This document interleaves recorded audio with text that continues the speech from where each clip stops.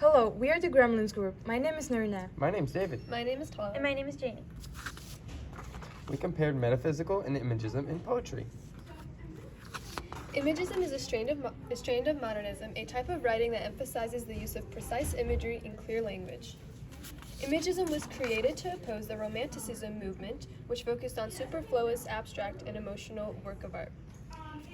Imagism emerged during World War I as a way for writers to criticize society. Holmes was a famous poet and philosopher who created the ideas that influenced the Imagist style. Holmes wrote about how poetry should be as cut down as possible, only representing the subject without mere decoration, as he called it. Ezra Pound is known as the founder of Imagism, although he took the ideas of T.E. Holmes and applied them to his own work beginning in 1912. Ironically, Pound would later decide to reject the Imagist movement and form another movement. Ezra Pound composed a list of do's and don'ts when writing in Imagist styles. He said that it needs to have a direct treatment of the subject, it cannot use any unnecessary words, so it must be edited down a substantial amount. Finally, Pound said that the rhyme of poetry should be like a musical phrase, rejecting the metronomic. Pound also favored the use of Japanese haiku in Imagist poetry, which was short and free verse. Another famous figure in the Imagist movement was Hilda Doolittle. Ezra Pound read a poem by Hilda Doolittle called Herms of the Ways and decided to send her a few edits of it. He eventually worked to publish it in Poetry magazine, helping Doolittle make a name for herself in the Imagist movement. De Imagistis in 1914, Pound compiled Imagist poetry works from himself and 4 other poets in an anthology titled De Imagistis. However, soon after, these poets argued over who the leader of the Imagist group should be.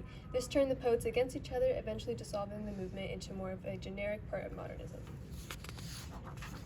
A few major Imagist works are Autumn by William Carlos Williams, Dread by Hilda Doolittle, and Autumn by Amy Double. In The Station of the Metro by Ezra Pound goes as follows. The apparition of these faces in the crowd, petals on wet black bough. In this poem, Ezra Pound clearly follows his own Imagist rules of stripping down the word use. This poem contains no verbs and is only 14 words. Pound transitions from talking about what he sees to how he feels. Metaphysical poetry is a type of intellectual poetry that uses rhetorical devices to be purposely vague in its meaning. It strays from traditional strict meter and lyricism towards a freer style. Metaphysical poetry is most notably defined by the use of original conceits, which are generally creative metaphors. This type of poetry is complex and requires a deeper reading. It is subtle but harsh, with many paradoxes and strange imagery that is not so common. Metaphysical poetry began in the 1600s. However, there was a large amount of backlash by people like writer Samuel Johnson, who claimed that these poets were simply trying to show off how smart they were, so he gave them the name metaphysical poets as a form of ridicule. Eventually, this type of poetry grew in popularity, in part due to T.S. Eliot. When metaphysical poetry first appeared in the 1600s, it was more of a rebellion against the tight structure of poetry that was previously enforced. But in the 1960s, when its popularity rose again, beatnik and hippie lifestyles were flourishing.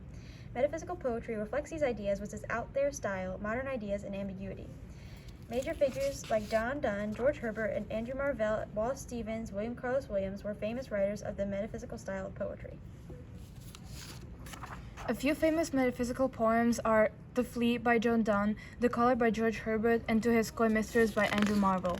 The Color is a metaphysical poem by George Herbert. The color is a symbol that has 2 meanings. The color worn by church leaders, and a constricting dog-like color, which is what the narrator feels he is being choked by. Herbert writes, "Forsake thy cage, thy rope of sands, which petty thoughts have made, and made to thee good cable, to enforce the draw and by the law, why thou didst wink and wouldst not see. Await, take heed, I will abroad." Here he uses an original conceit to compare his connections with the church to a rope of sand keeping him in cage. Finally, Herbert says, "But as I raved and grew more fierce and wild at every good, methought I heard one calling, 'Child,' as I replied, 'My Lord.'" This represents his eventual decision to stay in the church, but this is more of a defeat than a willing return. Imagism has a clear set of rules, while metaphysical poetry does not. And this reflects the Imagist principle to be very minimalistic, and the metaphysical principle to be quite vague. While both types of poetry create an emotional connection, Imagism is more about connecting with what the poet physically sees and how he feels about it, while metaphysical is about how the poet feels about an event or situation. Both of these movements use elaborate language to express their message. For metaphysical poetry, lots of these big words bearing the message under an extensive use of language. For Imagist poetry, it is more that the writer uses elaborate words because they are not able to write more than necessary, so the words they do use must pack a punch. In addition, both movements had very clear leaders who rebelled against the standards of consistent rhyming and constant rhythm. Both Imagism and metaphysical poetry were instrumental in pushing the boundaries of poetry. Leaders such as Ezra Pound were willing to endeavor to new poetic grounds while setting rules for their new styles. Imagism and metaphysical poetry challenged the standards for good poetry, seeing that it needed an upgrade from the common structure that had a strong hold on creative force for far too long. By creating new poetry about fantasy and vivid descriptions, these new styles inspired many people to make their own strand of poetry. Without movements like these, poetry might have never reached its current diversity and freedom. We're excited.